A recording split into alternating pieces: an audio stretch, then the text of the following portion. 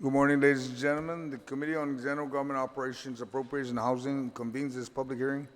Public hearing notice was given to the media on December 20th, December 30th, and on Friday, January 10th. Today is Tuesday, January 14th.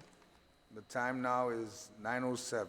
The committee will hear and accept testimony, both oral and written, on the following bills. Bill number 230-35 LS, sponsored by myself, co-sponsored by Speaker Tina Munoz-Barnes, Senator Castro, Senator Amanda Shelton, Senator Clint Rigel. An act to appropriate $1 million from the unappropriated general fund balance as of the end of fiscal year to the Guam Housing Corporation. And Bill 235-35 COR, sponsored by myself, co-sponsored by Speaker Tina Munoz-Barnes, Senator Pito Terlai, and Senator Tilina Cruz Nelson. An act to appropriate $1 million from the unappropriated general fund balance as of the end of fiscal year 2019 to the Office of the Attorney General of Guam. Joining me for this public hearing is, to my far left would be Senator Kelly Mars Taitano, Senator Therese Terlai, Senator Amanda Shelton. To my far right would be Senator Sabina Perez and Senator Telo Tadwi. As you all will notice that I'm surrounded by women. And so is in the audience, there are all mainly women. And there's nothing wrong with that. It's actually great to see. We will begin with Bill number 230-35, and I'll ask Ms. Tyrone to please come forward. I see you're the only one, everybody else supports it. The Bill 230-35 is an act to appropriate $1 million from the unappropriated general fund as of the end of fiscal year 2019 to the Guam Housing Corporation. In the fiscal year 2020 budget, no appropriation made to the corporation, so this appropriation is suited to assist them in continuing the programs and services they provide. From first-time homeowners loans to providing support for our homeless population, the appropriation provided in the bill will ensure the continuity of these services. I'd like to thank my co-sponsors of Bill 230, and I look forward to hearing testimonies on the bill today. This is Tyrone. Thank you, Mr. Chair. I will read a very short statement. Hafaday and good morning, Mr. Chairman, Honorable Joe S. and Agustin, and Honorable Senators of Imina 35 na Legislaturan Guahan. Thank you for the opportunity to provide testimony on Bill number 230-35 LS, which seeks to appropriate $1 million to the Guam Housing Corporation. I would also like to take this opportunity to thank our Oversight Chairman for introducing this legislation. As part of Guam Housing Corporation's mandate to encourage and engage low to moderate income housing activities, to include the development of residential subdivisions and the construction of housing for rent or resale, Guam Housing Corporation makes loans to qualified persons for the purchase or construction of their first home. Loans are made to residents of Guam who have been unable to obtain conventional financing from mortgage lending institutions to enable them to purchase or construct permanent homes.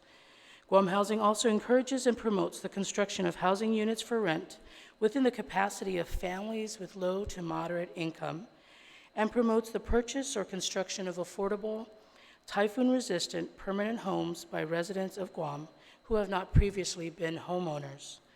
Guam Housing Corporation is also currently the only mortgage lending institution which lends to qualified Chamorro Land Trust leaseholders so they may be able to build on Chamorro Land Trust property. In order for Guam Housing to continue to provide these services, the activities we engage and the programs we manage at Guam Housing Corporation must be revenue generating.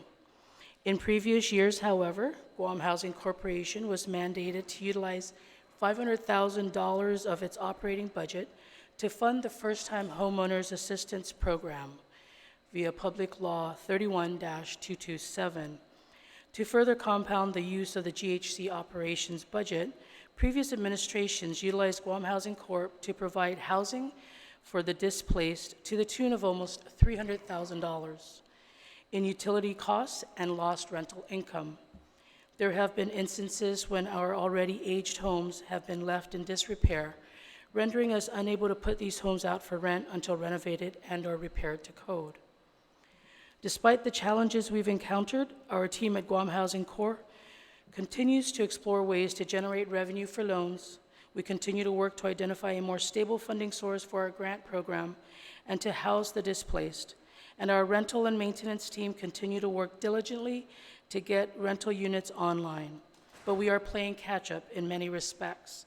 Should the proposed funds be received, Guam Housing Corp. Will utilize these funds to repair and renovate our rental units, fund our loan programs, and for other activities that will increase the inventory of affordable homes in our community for our low to moderate income applicants. Thank you again for allowing me to speak on Bill Number 23035. I'm available to answer questions or provide further information if needed.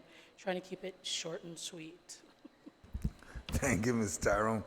I'm just going to ask a very simple question before I ask my colleagues.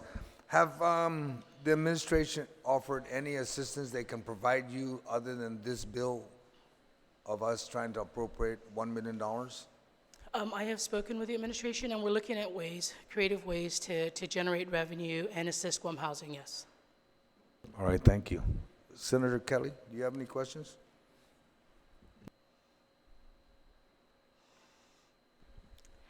Sujudis Masi and Manana Sizu is, as I often mention, it's so important to hear a testimony, to hear the different perspectives. You offer a perspective that's very important for us to hear, so I really appreciate that. I know it takes time. I know it takes effort to come down here and to do this and to think these issues through about their impacts and so forth. And one of the things I was really encouraged to hear that those times are challenging, that GURA is really, the Guam Housing Corporation is really looking for ways to make ends meet. But of course, there's a balance to that good efforts are important, and looking for revenue generating ways of supporting functions is important. But as was noted, there was no,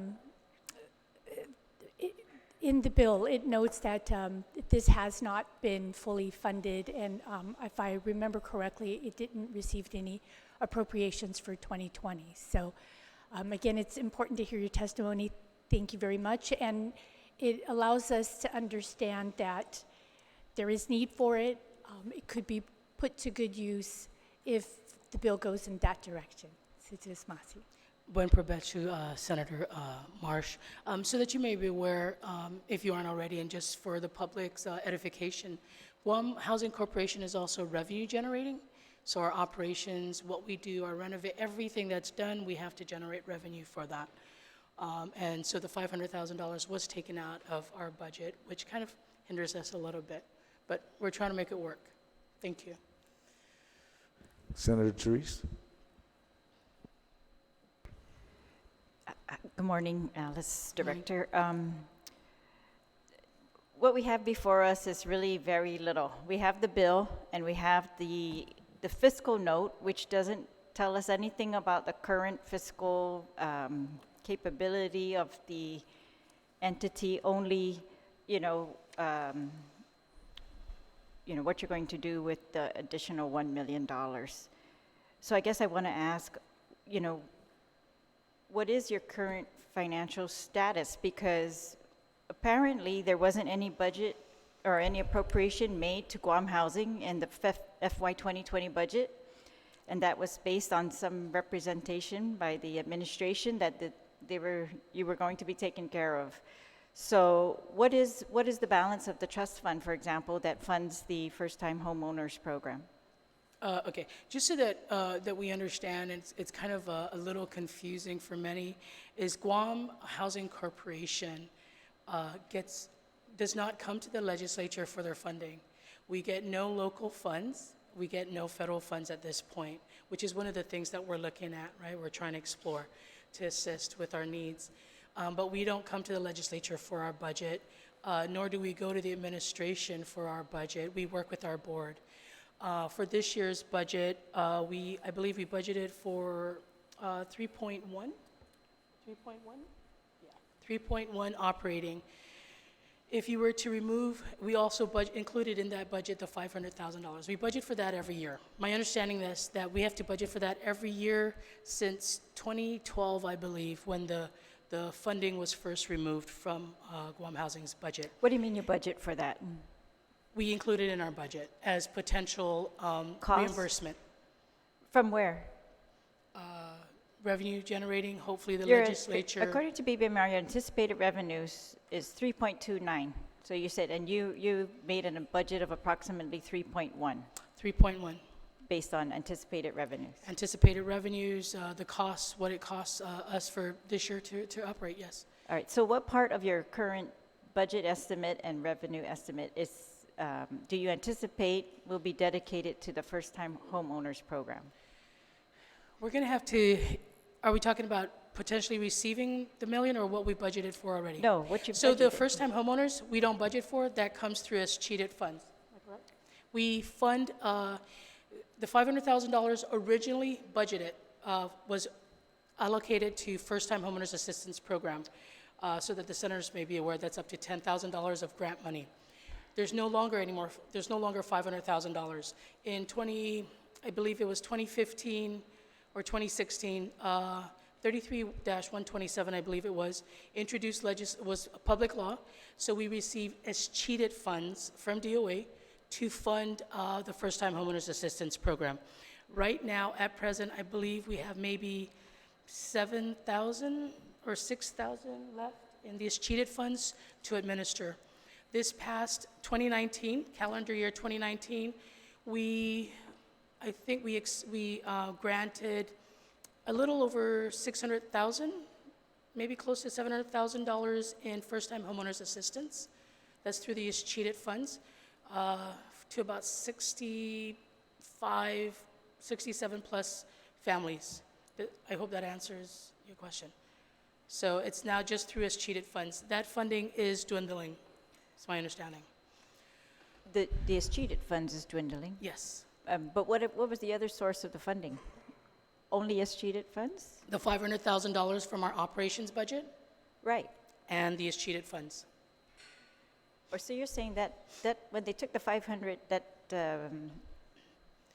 Previous legislatures, but which year? Wasn't that? I believe it was 2012 when the Yeah, it was 500,000. quite a while ago. Yes. And so you're saying that 500 has survived up until 2019? No, that 500 was Okay. exhausted, I believe, 2017? Right. So I just Yeah. want to know an About accounting, for 2017. example, for 2019. You said you were able to, how much did you spend in, In 2019, these cheated funds that came to us amounted to a little over 600,000, okay, that's where it came. and we only have about 7,000 And do you left. expect any in 2020?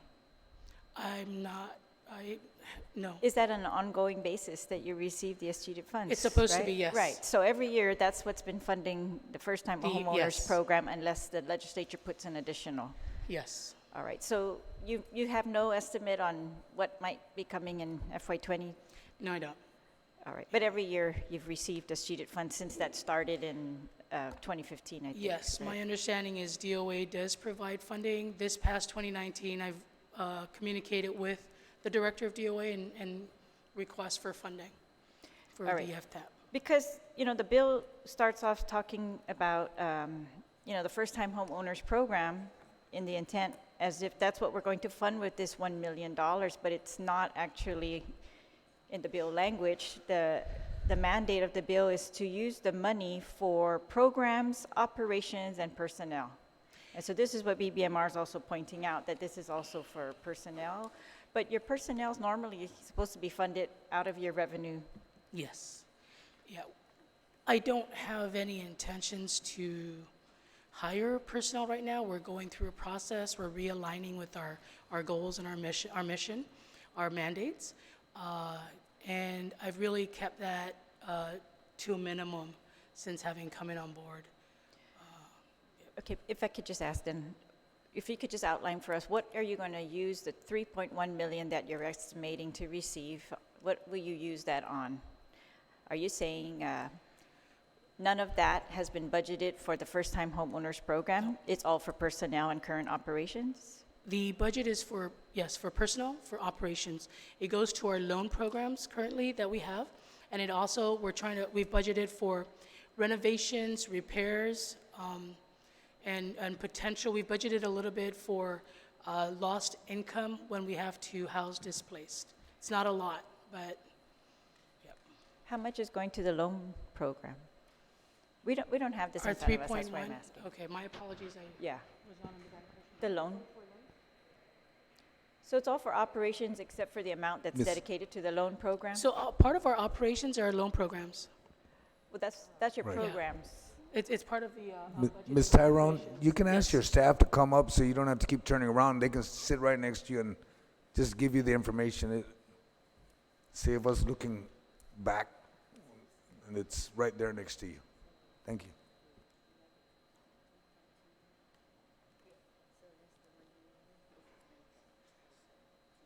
So for rental receivables, we anticipate 1.5, or rental income 1.5. That comes back to us in the hopes of, to be able to renovate our aged homes. 1.5 million, did you say? 1.5 for loans, I apologize. 1.5 million for loans. So half of your budget is going into the loan program? Yes. Is that correct? All right. That's what I want to know. But none of it was estimated for the first-time homeowners program. No. So unless you receive escheated funds, which you're entitled to receive by law right now, that will be used for the first-time homeowners. All right. And your staffing, you don't expect to increase. You're going to keep it the same level, and you are able to fund your current staff with your current revenue projection. Yes, I'm actually in the process of hiring an accountant, which is what we need, and a development strategic plan person, but that's it. That's all in line with our goals and objectives, our mandate, but So- that's it. So where would the 1 million be spent? 1 million will be spent on loans, renovations, and if there's anything left over, what I would like to see done, which I haven't seen in previous, is to be able to purchase homes that are out there for sale, hopefully cheap, renovate them, and then make them available to our clients. Our clients are low to moderate income individuals. The cost of homes today is way out of their reach. So if Guam Housing is able to purchase a home that's for sale cheap, renovate it, we can turn around and provide that, include it in our inventory as an option for our applicants. So loans, purchase of homes. Our homes in Lara, Sagan Linadzen, our apartment in Las Sattes need major renovations. All right. Thank you very much. Thank you. I can make this available. It's also on, I think we turn this into the speaker, right? Do we provide this to the speaker? No. So our unaudited budget's on our website, and we'll get that to the senators. Thank you, Alice. Senator Amanda? Thank you very much, Mr. Chair. Can you give us an idea what percentage of the houses are in need of renovation? Or the amount of houses? How much 90%. and how much would that renovation cost?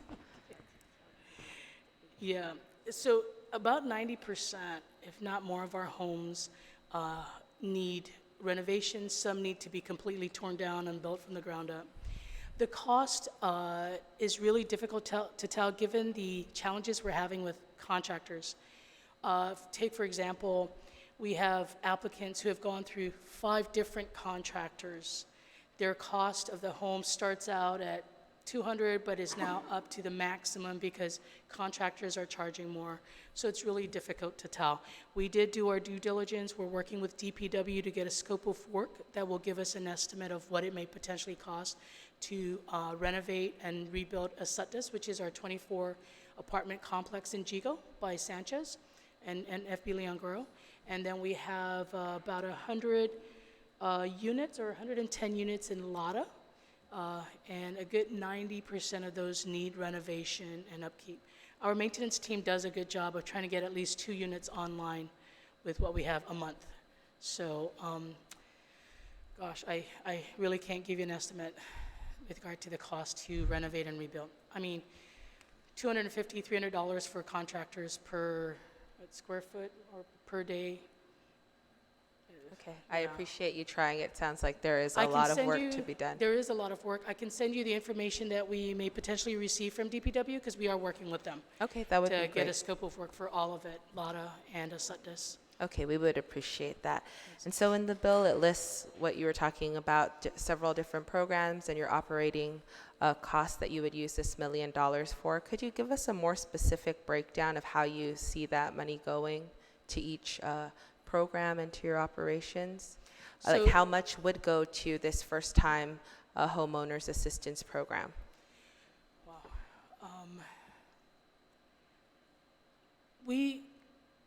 We currently have a waiting list, so we would definitely, which amounts to about, on our waiting list, about 100, maybe 100,000 for our waiting list, or maybe a little more. We have people, even though there's no money for first-time homeowners assistance program, people continue to apply, and we continue to accept the application. Okay. Right. And does each person who applies, they get this full $10,000 grant? No. The way it works is 4% of the total cost of your home, not to exceed $10,000. So Okay. 10,000 is the max. If someone was calculated at 12,000, they would only receive the 10. Yeah, if someone was calculated at 7, they just get the 7. Okay. And you said last year you helped 65 new About homeowners? 65, maybe a little over 65 families with the first-time homeowners assistance program. Okay. Issuing certificates, they use that for down payment on their homes and/or for fees. Right? Okay. Mortgage And fees. this, the homeless program that you have, what is that grant amount that you give? Or what kind of assistance do you give? Okay, so it's not really a homeless program. What we do is we provide emergency shelter Okay. for families who are displaced. In previous, it's been long-term. What we've done is, long-term is costing us a lot in lost revenue and damaged homes, right? Potentially damaged homes.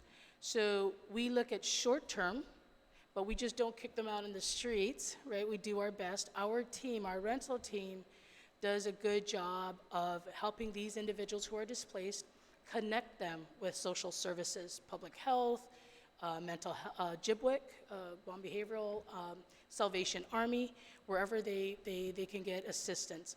If they're able to get assistance for rent, we move them into a unit where they can start renting. So it's a 30-day emergency program. We try to get them, after 30 days, if they've not done anything, they have to move on. And what's the amount that you budgeted for that program? So it's actually cost us about $300,000 to date. And how many families does that help, that 300,000? How many families? Gosh, Ms. the Ms. printout. Alice, A if you lot. can, please have, can you please identify who the lady is sitting next to you and her position? oh, So I apologize, I apologize. problem. This is Alicia Leongro, she's my accountant, supervisor. I also have in the audience Mary Guerrero, she's our loan administrator, and Patty Cure, our assistant, special assistant, and then we have one of our board members, Ms. Tiong. She's one of our directors. So we don't have the number of individuals, but I can say it amounts to at least 100 or so, or more. So this is since 2015. The cost to date is about $240,000. Yeah, Since that's in 2015? since 2015. And about Utilities, 100 homeless maybe 100 individuals? or more. That's rental. Okay. That's also including the rent, the cost for utilities, repair and renovation to homes. And that's a 30-day service or more? We try to keep it at 30 days because of the loss, potential loss, but if families need a little extra, we'll try and move it 15 days. I hope the senators understand that we're just not kicking them out. We're doing everything we can to help these families become a little more self-sufficient, connecting them with social services or whatever else is needed. And just like you have a waiting list for the first-time homeowners, do you have a waiting list for the homeless assistance? Not to my knowledge, no. Okay. You're able to help everyone immediately? If we have units available and if we have units that are livable, I will not put them in a home that is not livable. So there have been points in time where there has been a waiting list? Yes, we've had to turn people away because there's no homes. Okay. Yep. All right, I appreciate it. Thank you very much. Thank you, Mr. Chair. Ms. Alice, maybe you can explain a little bit when you mentioned the $1.5 million revenue generated from the homes, that every time you have to repair a home, what is the fluctuation? You got 1.5 and then you could be at 1 million or what? When you have to start renovating homes, that's already income loss. Yes. And I know that in Dededo alone, you have several homes that needs renovations, and they could put families in jeopardy if you don't find a way to move them out so you can start with whatever funds you have. Maybe you can explain a little bit of that one before I move on to the other senators.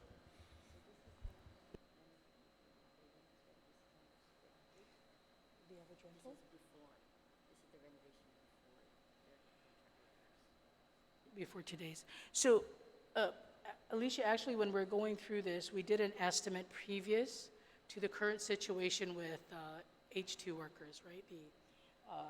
And we estimated for Lada alone, the cost for 110 units to repair, renovate, some having to be demolished and then built from the ground up, to the tune of about 5.5 million. When our team renovates, it could cost us anywhere from a simple $100, right, to maybe 1,000 or two, not including the labor that's included in that. So I can't. An estimate would be we start at 1.2 or 1.5 for operations, for renovations. That could bring us down, depending upon what's happened throughout the month or the year, down to maybe 1 million or 900,000, depending upon what's needed. We haven't done demolition and building from the ground up. We haven't the funds or the capacity at this point. So we're doing a lot of taking the homes that we can get online as quickly as possible and doing renovations to that. That could cost us $1,000, depending upon what's needed. Really, it varies. It really varies. But I can see what we can put together and provide that to you. All right, I appreciate that. What are the age of the homes in Dededo alone?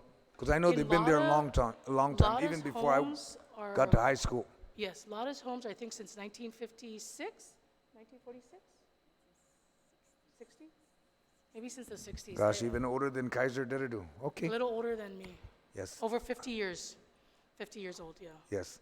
Okay, well, we'll now ask Senator Tello. Thank you, Mr. Chair. Good morning, Madam President. Thank you for being here today. And I'm sure Guam Housing Corp.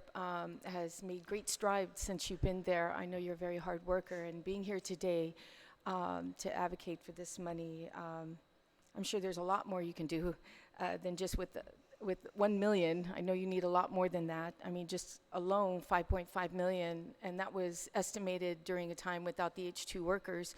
So you're looking at almost doubling that amount on the repairs. So there's quite a bit, and this is almost turning out to an oversight hearing for you too, with what you're doing. And what would probably have been really good to have is for this 1 million that's being requested in this bill, a budget, a clear budget showing exactly what you're going to do with this money is real important. So you might want to later on give us that budget, send it to the oversight chair, and then he'll pass it on to us exactly how you're going to spend it. Because right now you're just saying to purchase homes, to renovate, to rent, when there's obviously other things that might be more of a priority at this point.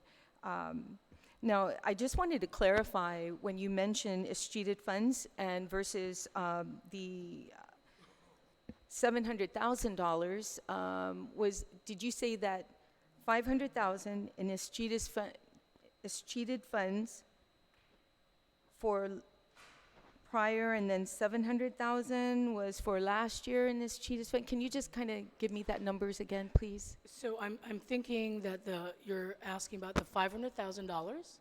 Just escheated funds, that's all I'm looking So at. escheated funds, I think, amounted to about a little over $600,000 For for 19. for 2019. Okay.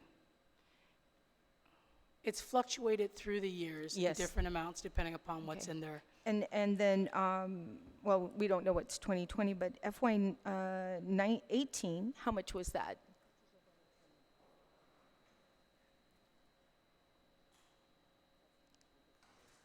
So in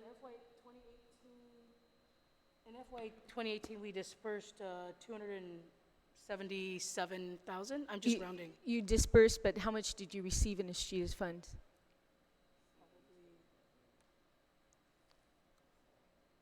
Okay, so I don't have that with me. Okay. Okay, what is Wasn't in a your whole lot. balance right now? I'm sorry, I'm pretty sure you mentioned that, but what do you have in your balance? So, Okay. In 2019, when we entered and we started dispersing as cheated funds, I think we were close to almost zero. So I'm going to say that for cheated funds in 2018 that was dispersed, we probably got like 300,000. It's Okay. decreased through the years. About that amount. And then in the account, for your cheated funds account, how much is there to date? 7,000. 7,000, that's what, that 7,000 was wondering. Approximate. Okay, to date. And this money is used to help first-time homeowners. I mean, that has been totally designated for that, correct? Yes, Is any of this $1 million going to go towards that? we can. Okay, give me, okay, it's good to have a So- budget, so to tell us so- where it's exactly going to go. So but, yeah. the first-time homeowners assistance program is not a revenue-generating program. It's a grant program. It's free money. Guam Housing gets no revenue from it.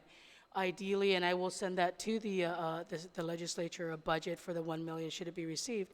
Ideally, we would like to take that 1 million and put it into revenue-generating programs, such as our loans, our first-time homeowners loan, our direct loans, our 6% loans, which is dwindling in amounts. We have a Kahat loan, which has $7,000, $6,000 in it. So I would prefer to put money into revenue-generating programs and then work on programs that are not revenue-generating if there's anything left. Like a true businesswoman I that you are. A little bit of my background. I would like to take that money and truly put it into renovating our homes in Lada. Those homes are so old, we still have the old Kaiser louvers Right. in some of them.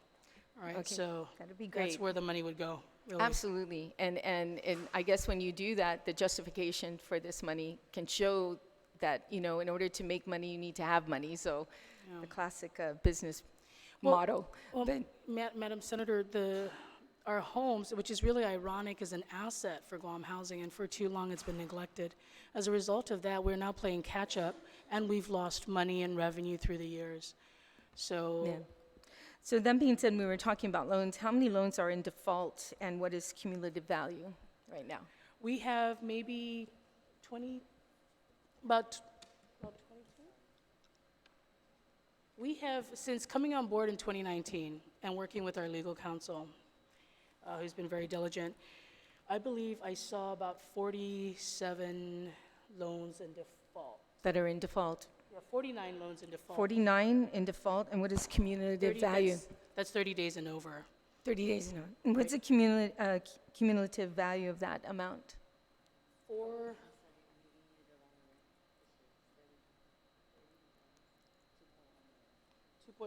2.2 million.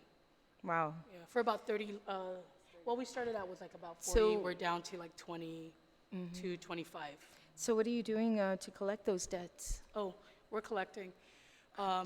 We have, our team, my team knows, my team knows that after 30 days, our collections person sends out, actually on the 15th day or 16th day, sends out notices. We're very aggressive like that. We send out notices, we make phone calls. We're not in the business of displacing people, but you have a responsibility. After 45 days, maybe even 60 days, if there's no response, it goes to legal counsel. Legal counsel will take care of that. And usually when you get a letter from the lawyer, they're really quick. Once they've made good, the case comes back to us, right? Until such time again that they default. But we've decreased the number of defaults, the number of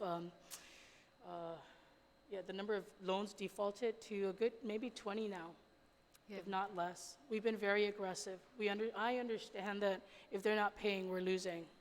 Yeah. Madam President, you know, I have some more questions with regards to what are you doing with regards to protections in place, how many on the waiting list, et cetera. But I'm not going to, you know, it becomes way too much information when this bill is clearly you need the money for your agency.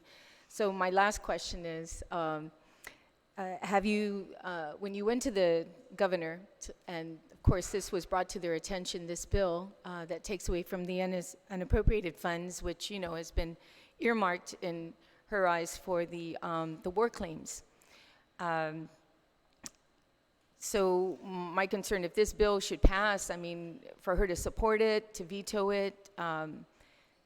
So the question may lie with you. Have you had the opportunity to talk to the governor whether she supports this bill or not? I respectfully have to say that I can't speak for the governor. She's running a government. She has many things to think about. I'm just running this one agency. My relationship with her, because of my relationship with the governor, I have to respectfully leave that to her to decide. I cannot speak to what she may or may not do. Okay, Yeah. so have you talked to her, though, if she supported the bill? I've spoken to the governor. I cannot say, I cannot speak to whether she supports the bill or not. Yeah, Okay. I can't. Anything can happen, right, between now and then, and I respectfully can't speak for her.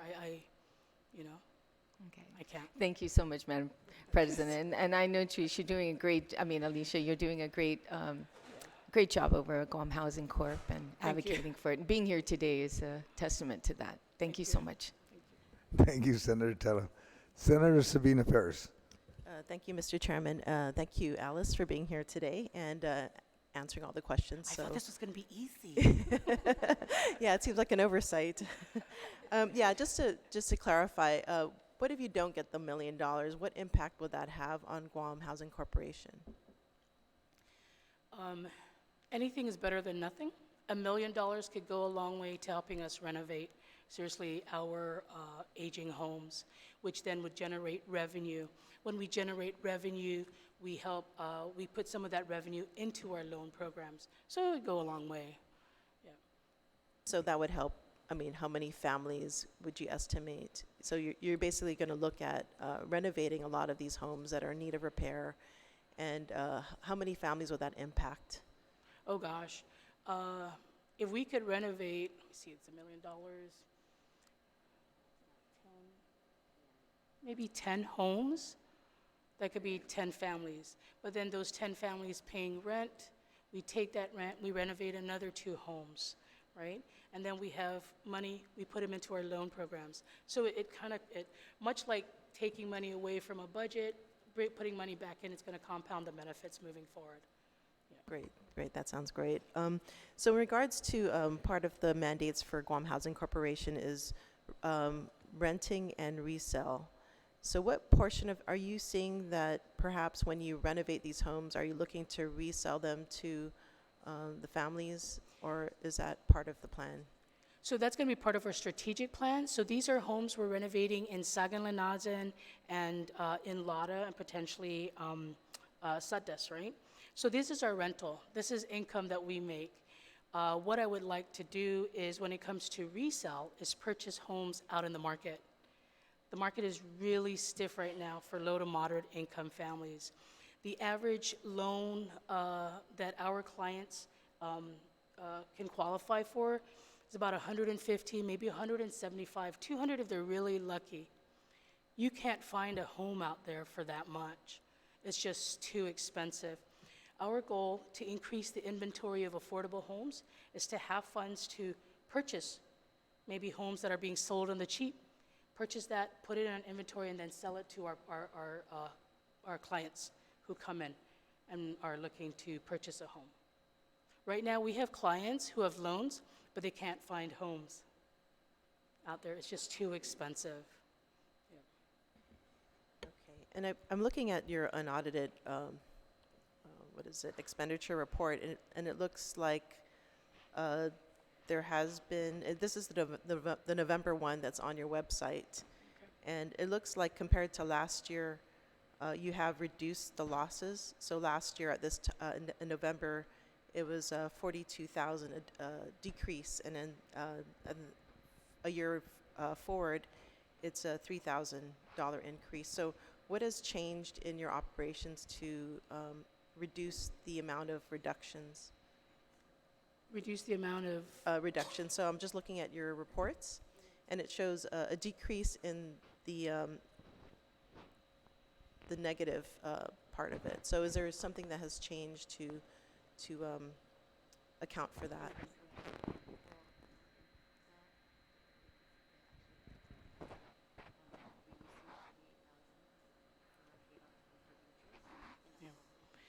so in the last year, we've increased rentals, getting units online, getting people into to rent. We've got a payoff on some of our loans, right? People come in and they're close to, they pay off, I believe, last year we had a payoff for $37,000 for, in October of 2019, this fiscal year.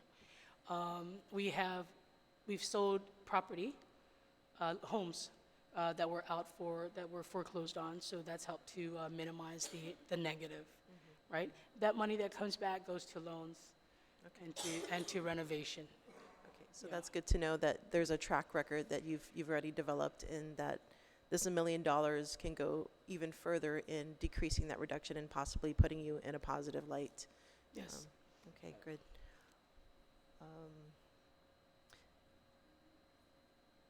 Are there any trends out there that you think needs to be addressed to help even push your mandate further? Are there some things that should be addressed to, I guess, allow for more affordable housing? Wow. The challenge we face is really with the cost of building our H2 workers. The cost of building homes has become very expensive. The cost of homes have become very expensive. The homeless situation,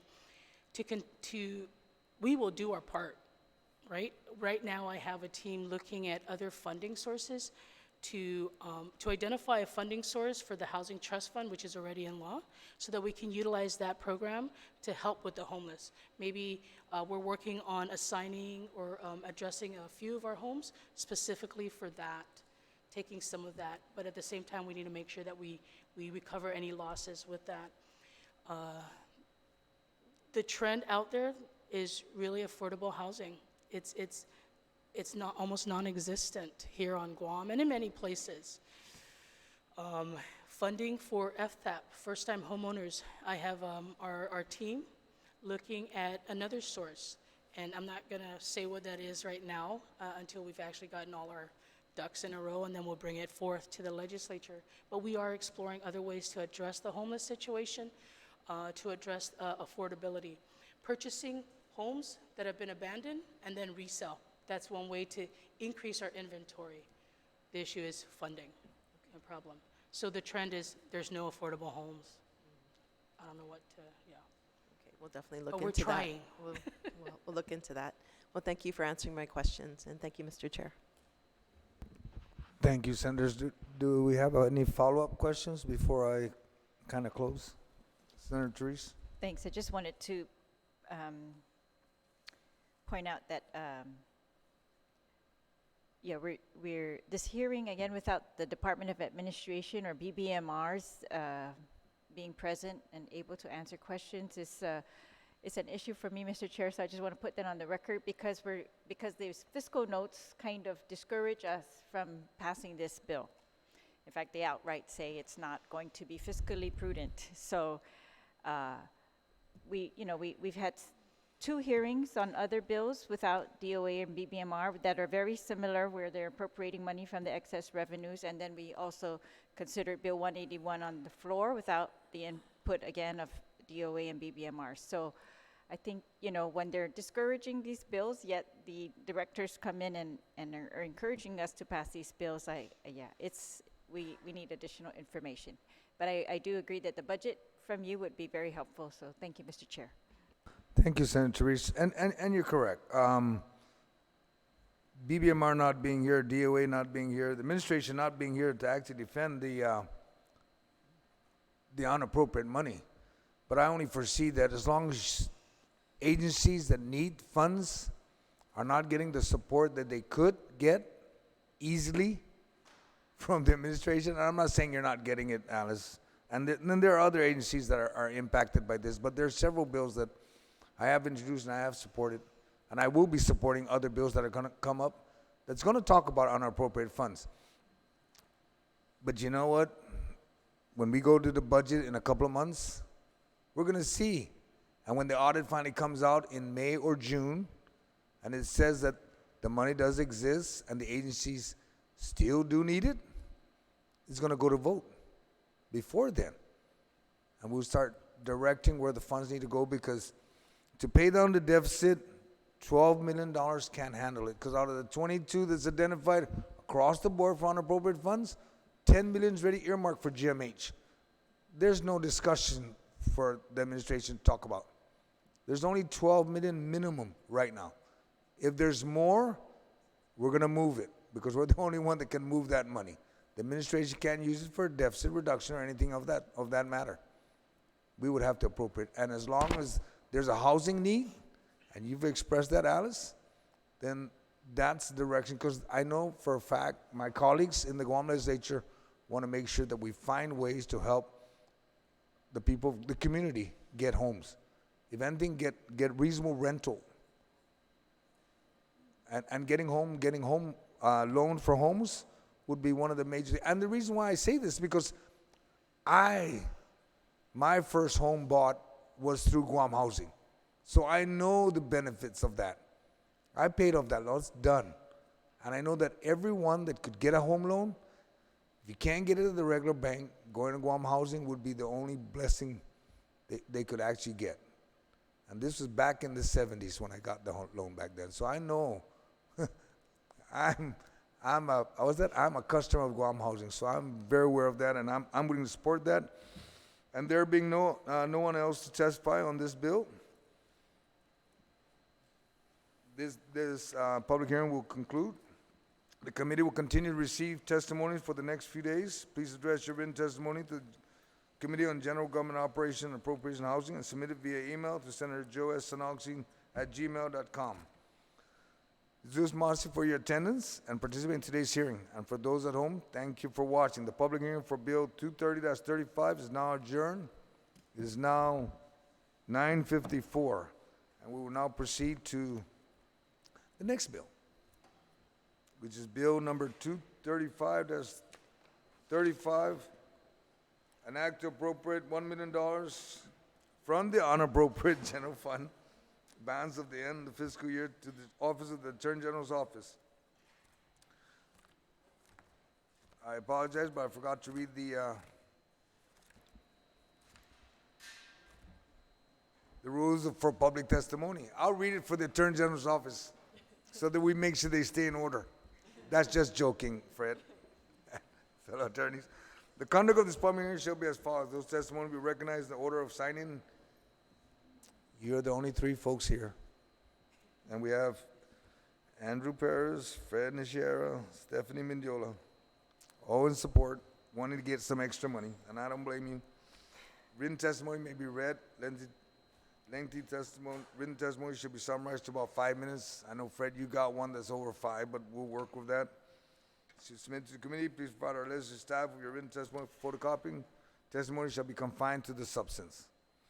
Person will be allowed to present oral testimony once. Once you are done, you may be asked to remain in the room for questions and for additional testimony, and as may be desired by the members of the panel. Proper form and decorum shall be practiced by all present in the public hearing room for these proceedings. Individuals who fail to maintain proper form and decorum may be restricted from providing oral testimony or may be asked to leave or be escorted and removed from the room. When you speak, please make sure that the microphone is on, that you speak into the microphone. Please state your name for the record. We will now begin your testimony on Bill 235. We'll start with, you want to start with Mr. Paris?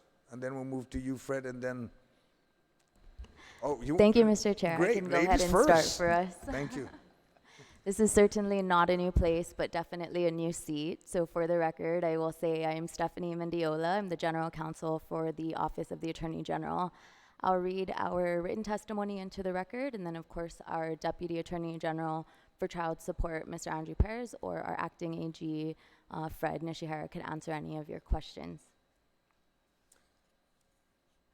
Hafaday, Senator San Agustin, and Senators, thank you for your introduction of Bill 235-35 COR and this opportunity to provide testimony.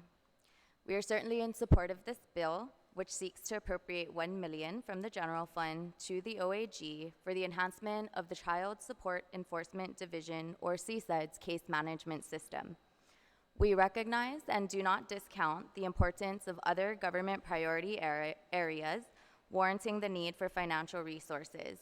However, this $1 million request for funding is aimed at avoiding a $6 million burden to the general fund, which would result if CSED falls into non-compliance and loses the current 66% federal funding participation. Furthermore, the total expense to the general fund of approximately $3 million for this project would pay itself back in savings over approximately 3 fiscal years and result in significant savings for the government of Guam from that point forward.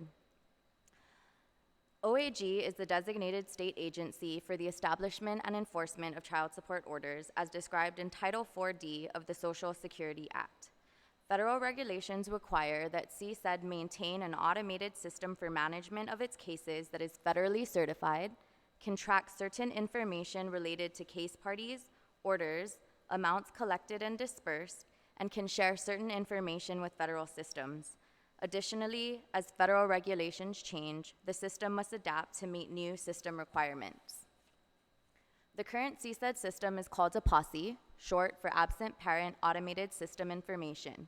It was introduced to CSED in 1996 and certified as meeting federal requirements in 2004. Since then, it has not received any major upgrades to the POSSE program, operating system, or hardware. It operates using Natural, a proprietary code base, which is now a relatively uncommon code. Most modern systems are web-based and operate using open source code, which generally allows for a wider pool of programmers and maintenance services. Because the POSSE uses a proprietary code base, programming changes to update this code base are often costly and take longer to complete. Additionally, it is harder to find programmers that are familiar with Natural, and this is evident in the low number of responses to prior RFPs for the operation and maintenance of a POSSE, as well as the relatively high cost to maintain Natural-based maintenance and operation services, which is approximately $1.4 million per year. These problems are reportedly encountered not just with child support systems, but with other government legacy systems that have not been updated for decades. CSED believes that migrating a POSSE's platform to a more current, widely known, and easily available open source coding language may result in more competition and therefore better pricing for system maintenance, operation, and production changes. A POSSE's outdated platform also presents difficulties with meeting security requirements for the safe handling of personal and financial information contained within the system. The cost to acquire and implement appropriate security controls is increased due to the limited types of security software that can both meet stringent controls and operate on a platform using Natural code base. A migration to open source code would widen the market of available security software to accomplish satisfactory data security. In 2011, CSED started a years-long process to replace the POSSE and issued RFPs and engaged in contracts to develop feasibility studies and cost analysis for this replacement. Estimates of the price to do a full system replacement based primarily on system needs and the cost incurred in other state 4D programs were in excess of $75 million, with some options projected to cost close to $100 million. These estimates take into account that CSED's caseload is currently just under 7,000 cases. Full system replacement in some states has exceeded $100 million. The timeline for replacing a POSSE, as described in previous budget requests from the Office of Attorney General CSED Division, was 8 to 10 years. After reviewing the projected costs and consulting with program specialists from the Federal Office of Child Support Enforcement, the agency that provides the funding match for CSED operations, CSED opted in 2016 to take its efforts toward full system replacement off track for a year to determine if there might be less costly options to update the POSSE system. CSED considered several potential alternatives, working with other jurisdictions toward the joint procurement of a new system, potentially reducing the cost among the contracting 4D agencies, working with OCSE to use a federally produced base system that could be modified to meet Guam needs, and platform migration. Although at least 3 states were contemplating system replacement at the same time as Guam, a consortium approach to multi-jurisdiction procurement was not feasible. Similarly, the development of a certifiable system from the federal government met significant challenges in funding and timeliness. After weighing the options, we believe that platform migration is the best option because it would be both financially feasible and completed within a timeframe that would keep our systems in compliance.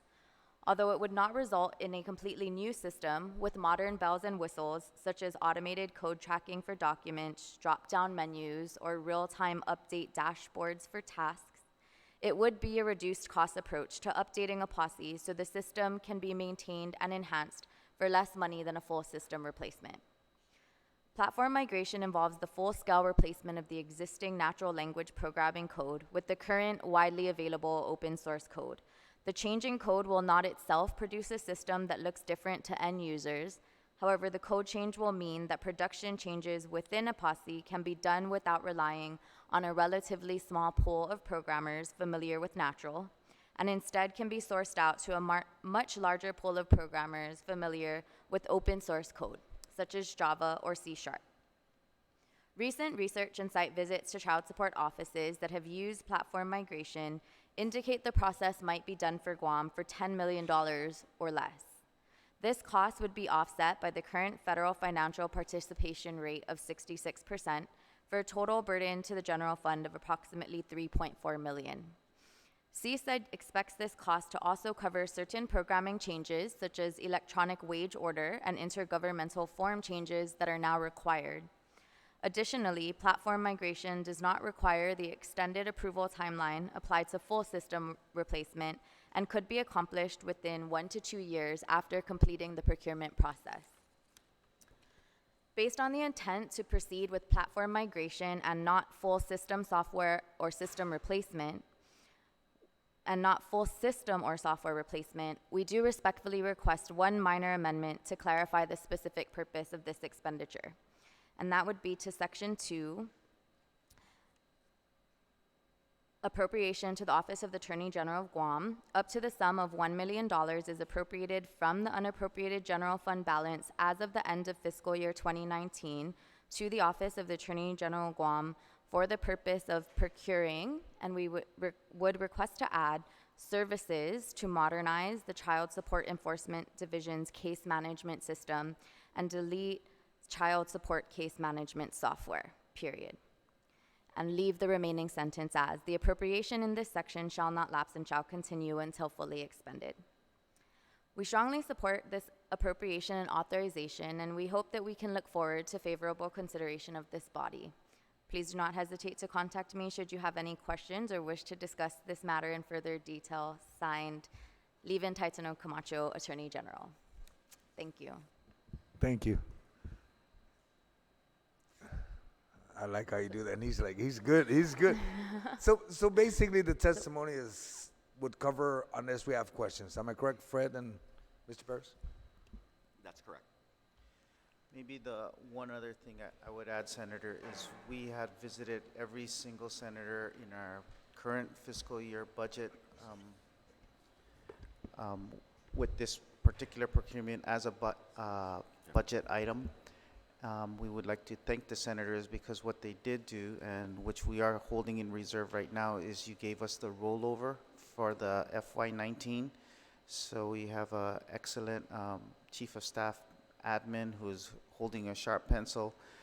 We're looking to do the procurement in after the second quarter, we'll have a clear fiscal picture where we are at that point in time. But we are ready with the specs. Andrew is here if you need additional question. Nothing has changed since we met with each and every one, with the exception of Senator Pito Terlahi. We didn't mean to meet with him. He got called away on the day of our meeting, and then the budget hearings came up. So it's not new.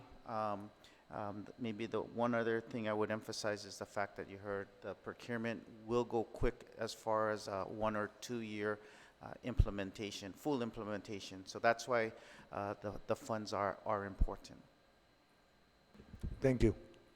I'll start the question with Senator Amanda, then work to my far left, and then save the minority leader for last.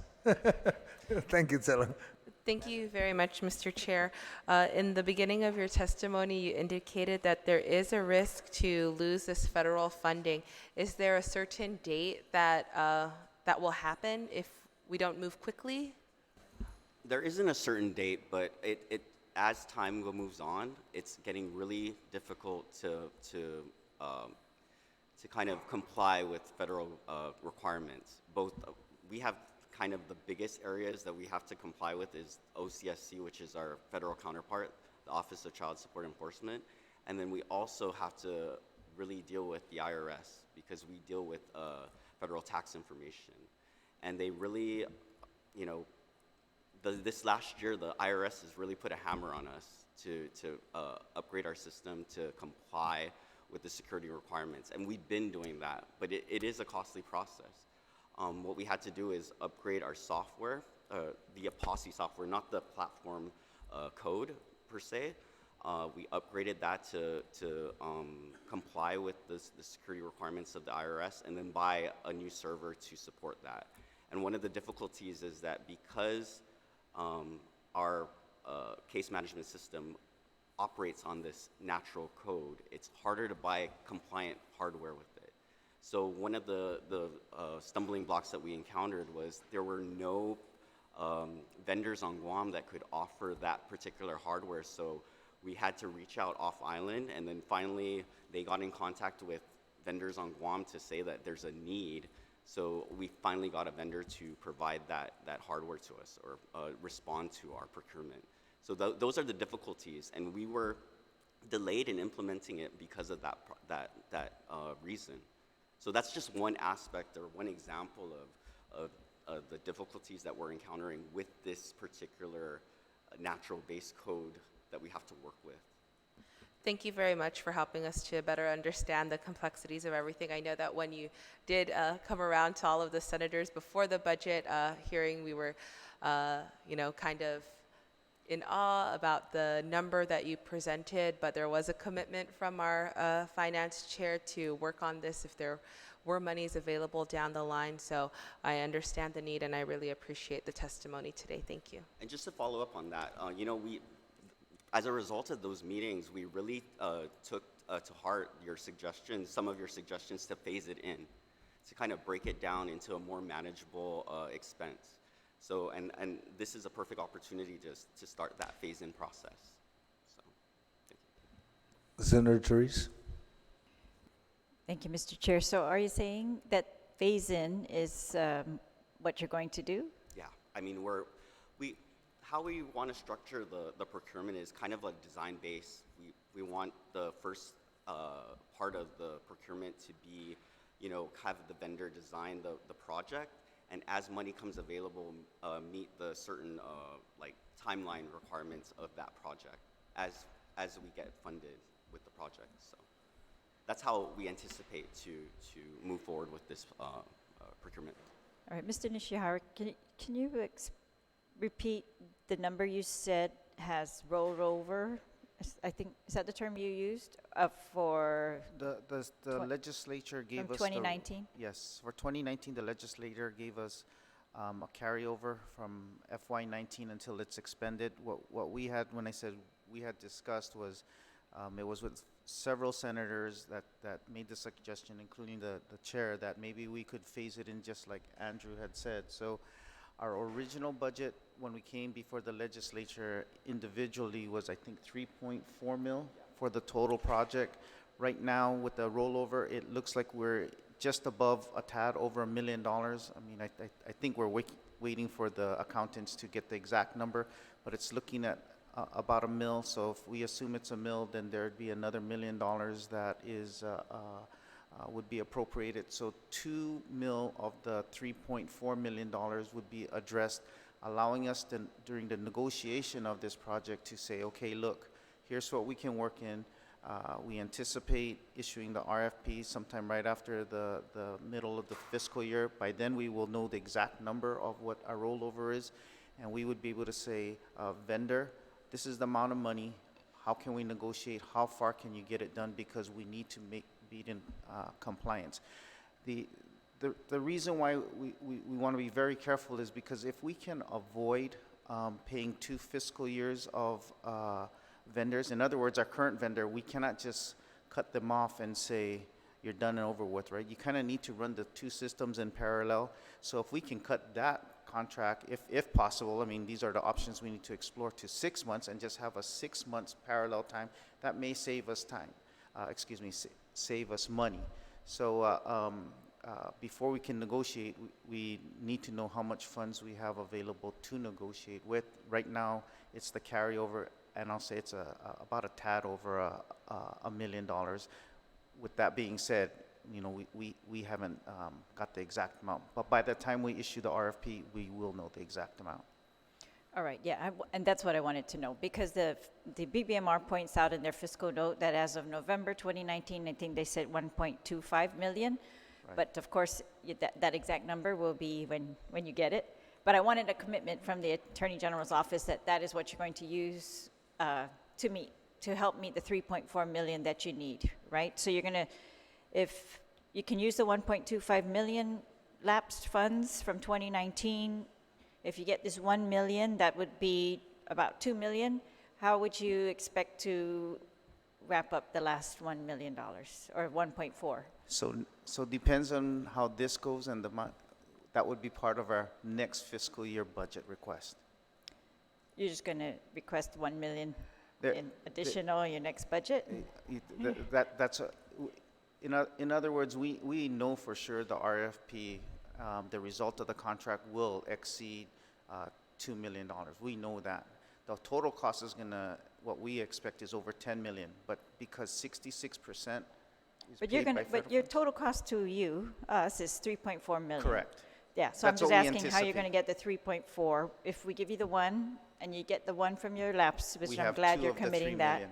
And then, Yeah, you have no plans yet for the $1 million except to ask for it next year? Well, the answer is yes. We did ask, with that being said, we did go around and from the very beginning last year, we did say it Yes. was a 3.4 Well, I million. want to commend the AG's office for having $1 million in lapses. And if that happens again next year, then that Then would be the perfect funding source again. That's an alternative, yes. I mean, certainly that would be.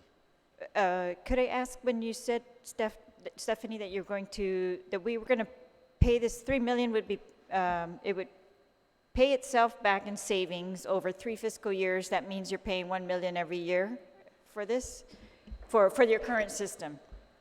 That estimate is based on the estimated annual savings cost, because Oh, the what's the system as we saving? have it costs 1.4 million per year for operations and maintenance.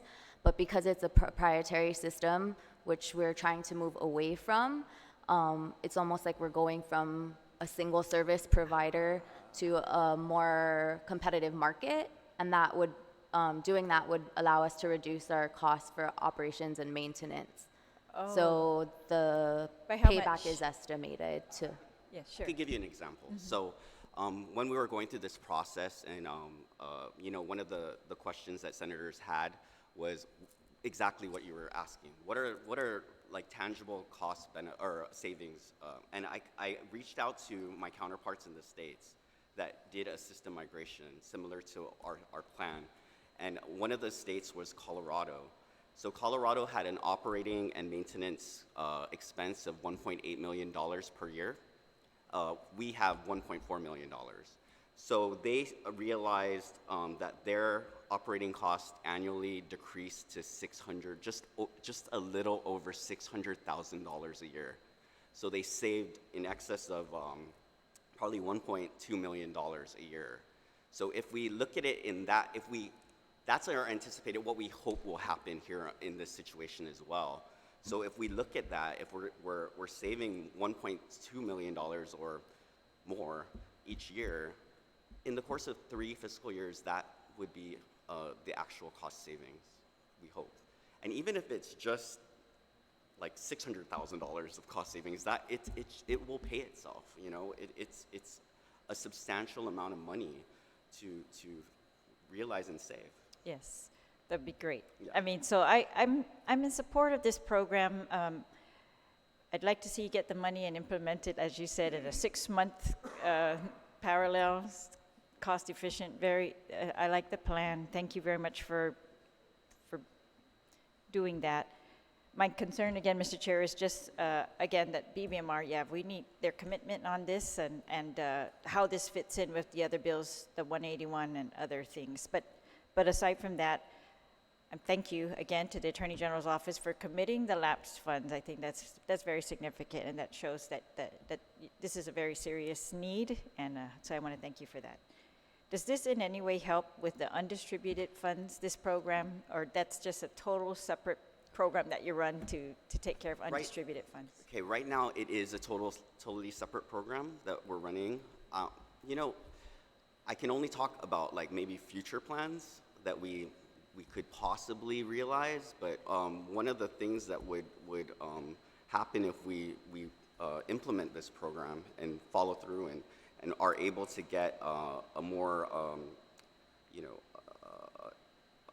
friendly system that we can enhance is that one of the issues that we're identifying with the undistributed collections is our consumers are unreachable. They move constantly. Their numbers change constantly. Maybe in the future, if it's affordable with this after the system migration plan is implemented, we could enhance our system to include maybe an online or web-based or app-based program that they can update their info, so we don't have to lose them. You know, we can be in constant contact with our consumers in real time, maybe. So that's something way in the future, but it may be possible to do something like that to kind of address UDC. One of the issues that we deal with UDC. Thank you again. Thank you to all of you. Thank you, Senator Therese. I'd just like to ask my colleagues to, if you look at the BBMR's report or their response, it's ironic how they would say on their third paragraph, further justifying the need is the risk of increasing costs to $4 million of you falling in non-compliance. If we don't find a way to fund you, you're going to fall in non-compliance. You use the 66% federally funded. We're back to the government of Guam paying for it all. So it's kind of like, let's keep up the pace, get you some funding so you can stay in compliance and continue to receive the federal funding that's being provided. Senator Kelly, you have any questions? Mr. Chair. Yes, the same, starting with the same note, the information coming out of BBMR, it really outlines a lot of the difficulties, the fact that there hasn't been a major upgrade since it was certified in 2004, the fact that it's more costly to keep this non-updated, non-upgraded system, and that the federal funding match might be lost. So it really outlines those sort of issues. One of the things I want to ask is to provide us some context. It was federally certified in 2004. Why haven't there been major upgrades to it? If you could just help us and the viewers understand why we're at this situation where we are.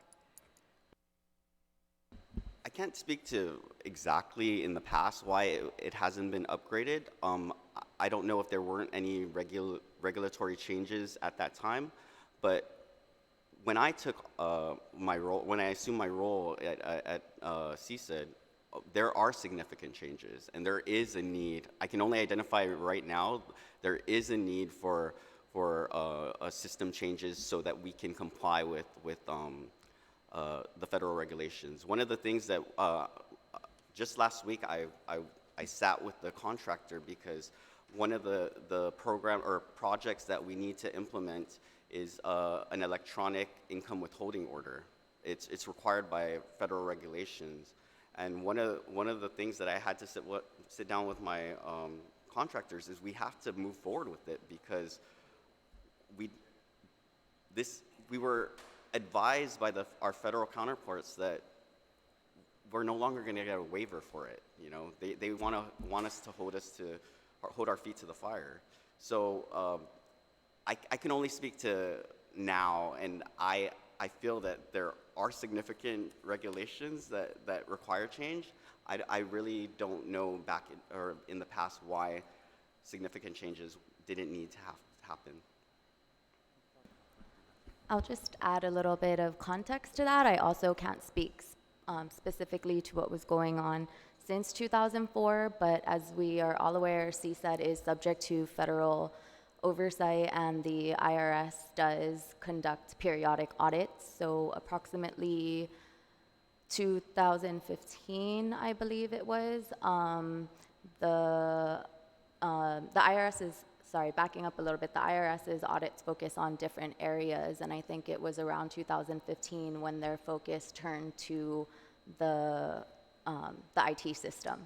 And so that's what triggered basically this effort to look at a posse and whether we could completely replace the system, or as where we're at now, just try to convert it to meet their requirements.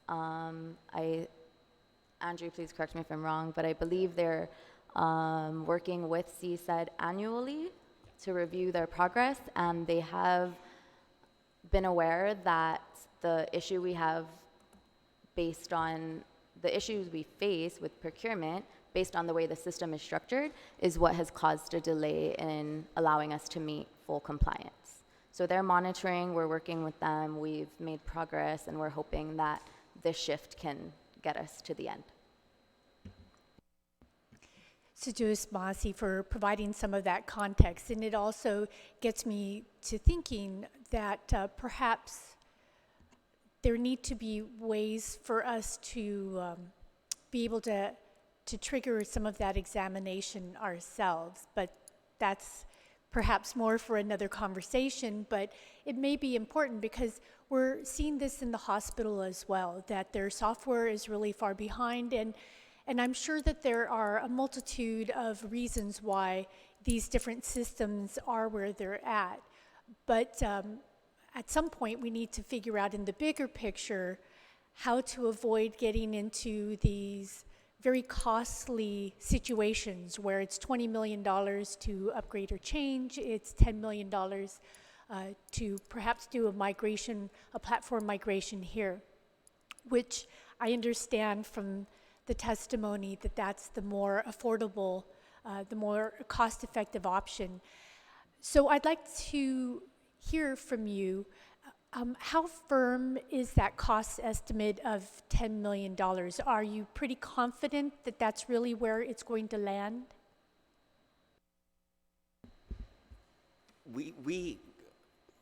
I feel that it's a good estimate. We visited, like I said, or like it was said in the testimony, they did site visits with other states that did migration, and compared to their caseload, their caseload size and ours, that was the estimate that was provided or created compared from their costs to what a system would migrate, or our system size and our population size in terms of caseload. So I think it's a good estimate. Nothing is firm in procurement, right? You just don't know. But I think it is a solid estimate given the information that we had. And that's true. Nothing is really solid until the bids come in, right? Do you know how dated or how current those, in having those conversations with the states, how dated or current their migration was, just so that we can feel out a little bit if it was within the last year or two, if it felt pretty current? When they did their migration? Right, because if I'm understanding you correctly, you're saying that the cost estimate is based on what other states have done. So if that happened more recently, and then is there any inflation that happens in coming out here? I know doing work out here can often have that increased price tag. So just in helping us be able to think about that, because there are going to be future phases to this. So it gives us that bigger picture. Okay, yeah. Huh? Yeah. So the site visit that was done was in 2018, and it was with Colorado and Alaska. And I think Alaska was on the verge, or like the tail end of completing their migration project. And I think Colorado had just finished it. So it was fairly recent. So in terms of gauging, the comparables, but also to your point of coming to Guam to implement this project, I'll just share that our contractors are most of them are off-site. Their developers can be across the world, right, and still be doing the same type of work, or work remotely. And that's a possibility, that they wouldn't have to be physically here per se, and may save in cost rather than having them fly here, work here. But I feel that that our distance shouldn't or could not or possibly will not be a hindrance to the cost.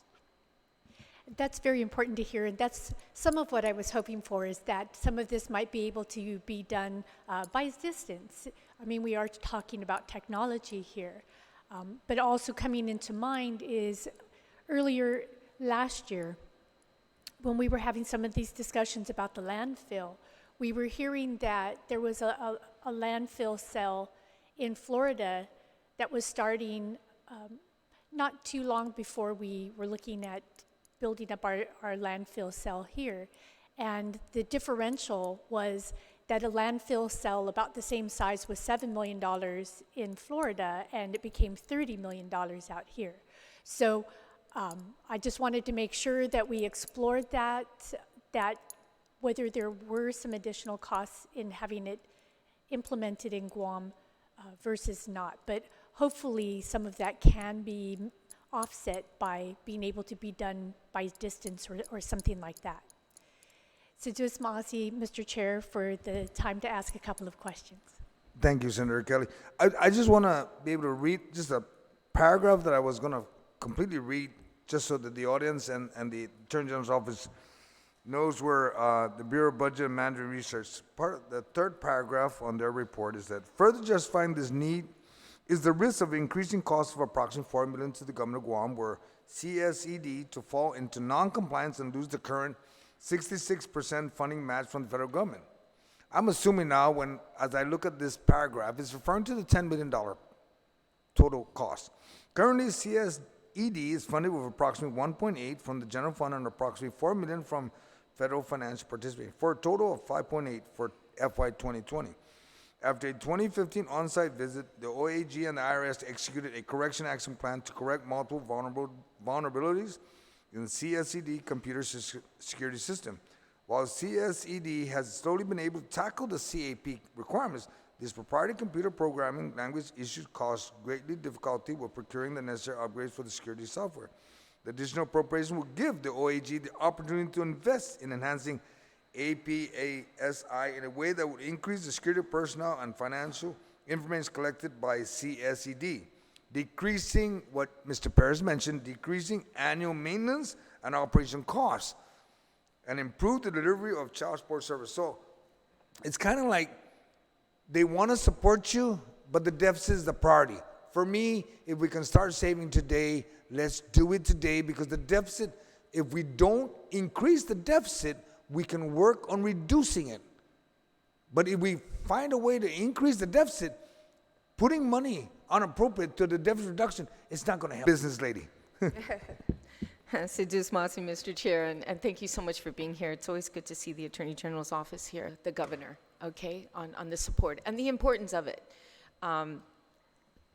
Secondly, is the federal grant previously discussed still available to the AG for this purpose?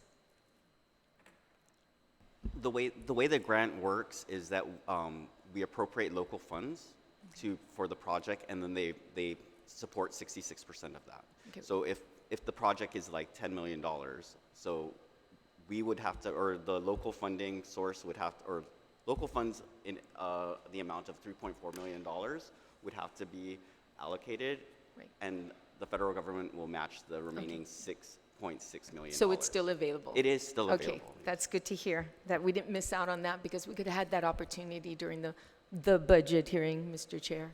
Okay. So, moving forward, how much in child support payments remain unclaimed? Do you know how much that amount is? It's about in excess of $5 million. Unclaimed? Well, it's undistributed, and that's for a variety of reasons. Now, my next question, because we just finished with Guam Housing, are any of the unclaimed child support payments subject to escheatment? It's not. It's not. Okay, that's good to hear. So what are you doing in order to really push for these unclaimed? Well, like I said before, when I was Yeah. addressing Senator Terlahi, we have a project to do this? find Okay. these parents Okay. and return the money to the rightful Okay, owners. and then when you've done your you've gone that route, and what is the time frame in which you finally give up? And then when you do, where does that money go? Right now, we don't have guidance to address that. It There's stays no- in there perpetually? There's nothing in the law that allows you to utilize that fund for the effort of child support? And you have right now how much? in excess of $5 million. Okay, and of that money, how much of that is at least 10 years old? I could get that Okay. information to you. That would Yeah. be very interesting, Mr. Chair. You heard this conversation, and I expect you and I will be putting out a bill very shortly to allow another avenue to support the Attorney General's office, and definitely in this category that maybe find some funding for it. So we're going to do some research on that. Well, I thank you again for being here today. Wish you a very happy new year to all of you. Steph, we'll be seeing each other after this meeting, but always willing to help the Attorney General, because I know how much we need you, as a legislature. So we should, like I said, reciprocate for the Attorney General's office. Thank you. Thank you. Thank you, Senator Tello. And thank you for mentioning the issue of of money sitting. It's almost like tax refund. After so many years, it's returned back to the government, and the government spends it as needed. And that is something that I'm very glad that Senator Tello brought up, is that the issue of the funding in the child support. We want to get it to the parents. Yes, we want to get it to the child. But if you can't find them after 5, 10 years, the child is an adult. I don't know what the rules are, but I'm hoping that the Attorney General will do that research. Let us know what are some of the options, because as Senator Tello brought up, that we're going to seriously consider a bill to redirect that money. And maybe that might be the source to take care of your issue in your computer. I'm not saying you're going to give it all up, but I'm just saying there's got to be an avenue. Yeah, the timeline, the money's got to be either given, but seriously, there has to be all the efforts made to give it. It's like I said, the tax refund, that there is a mechanism there. And I appreciate that. If you can give us that information, we would consider that. Is there anything else you would like to present on behalf of Mr. Camacho? I know I saw him, he got on the plane because he's officially same plane as my thank daughter. the legislature for hearing the bill and moving it forward. All right. Thank you, Fred. There being no one else, the committee will conclude the public hearing on Bill 235-35 COR. Committee will continue to receive testimony for the next few days. Please address your written testimony to the Committee on General Government Operation, Appropriation, and Housing, and submit it via email to Senator Joe S. Augustine at gmail.com. Sus Masi for your attendance and participating in today's hearing. And for those at home, thank you for watching. This public hearing for Bill 235-35 COR is now adjourned. It is now 10:36. Have a nice day.